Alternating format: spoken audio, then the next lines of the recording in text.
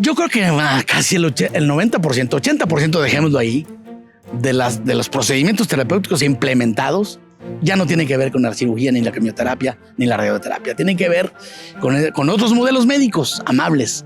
Acupuntura, herbolaria, rezar, reír. Habrá que medir cuánto cuesta hacer un bosque con el claro propósito de sanar contra un hospital. Hay que medirlo. Un hospital te cuesta mucho más caro que un cuarto de hotel de 5 estrellas.